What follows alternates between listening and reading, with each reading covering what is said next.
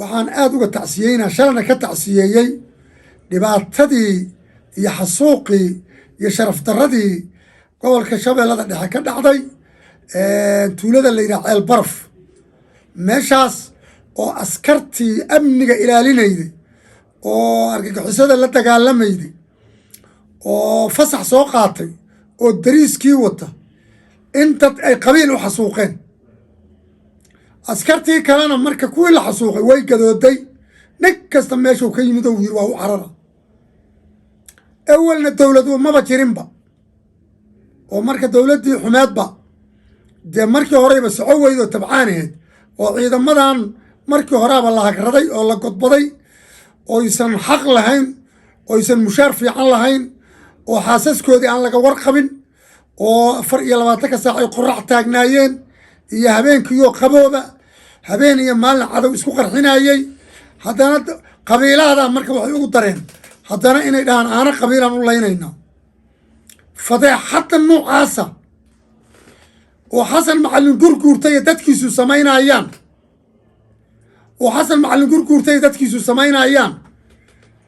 yaa oo aan laga xishoonayn ciidankii ayaa ummadda soomaaliyeed shanta qaaradood ay waxay leedahay war waxaanu maxay ahaayeen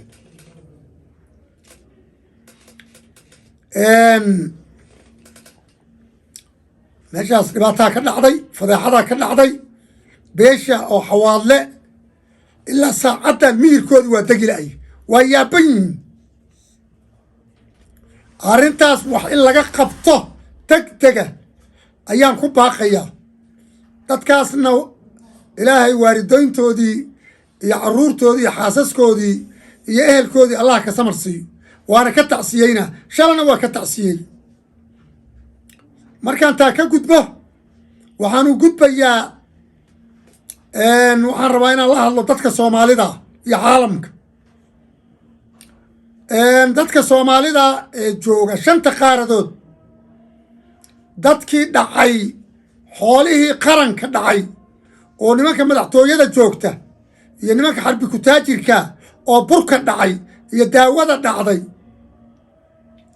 iyo bariiska dhacay iyo baastada dhacda keena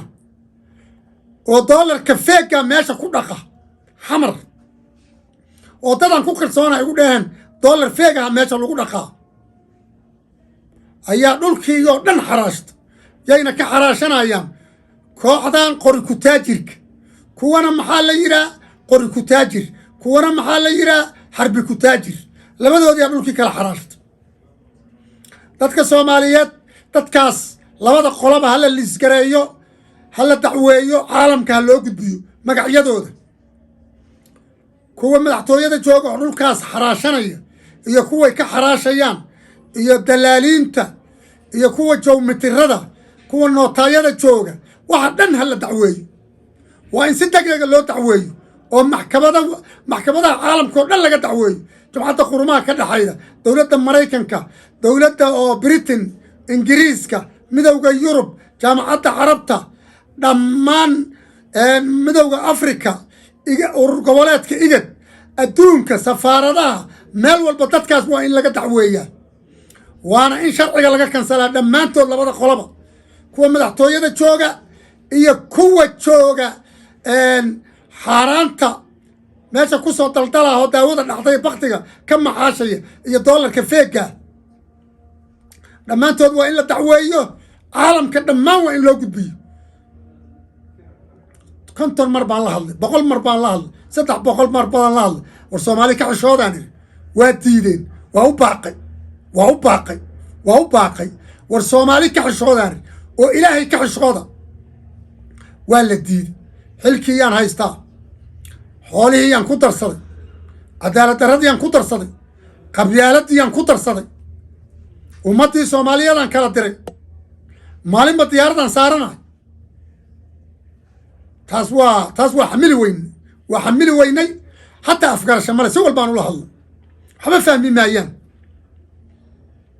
si degdega waa in dadkaas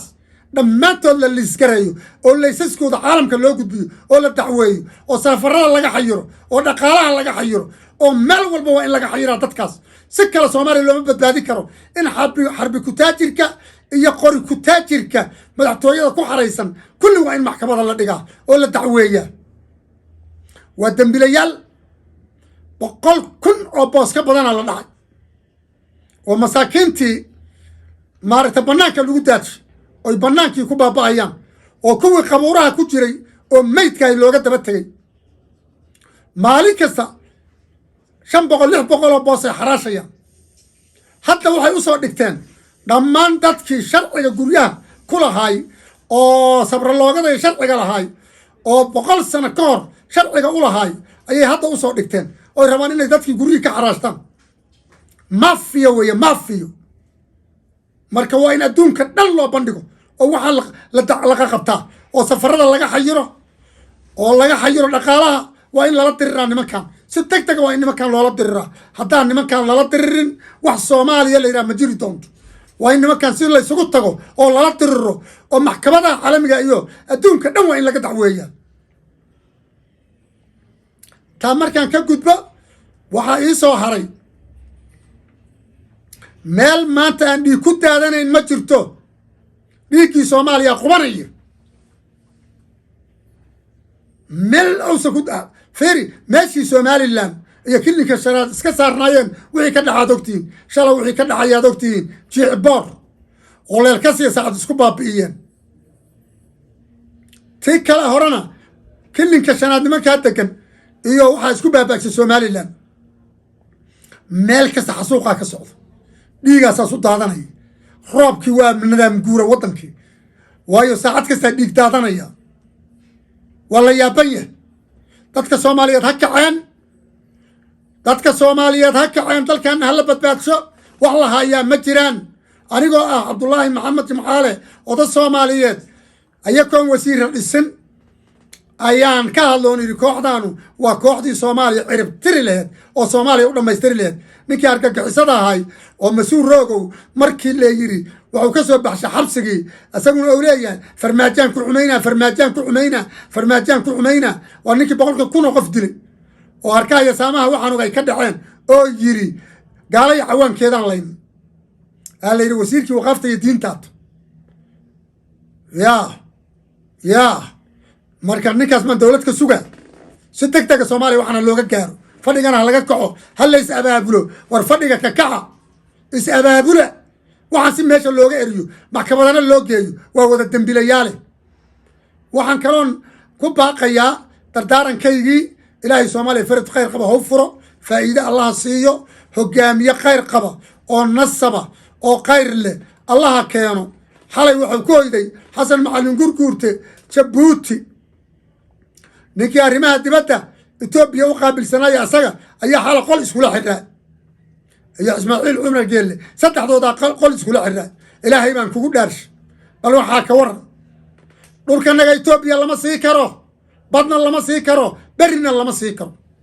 Xasan Macalin Gurguurtana wuu xaraashanaya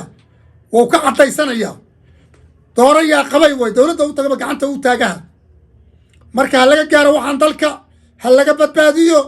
dalkuna godow ku dhacay dagaalada socdana hal la joojiyo wardhiga qumana hal la joojiyo sidaas aan ku dardaarmay assalaamu calaykum wa rahmatullaahi wa barakaatuh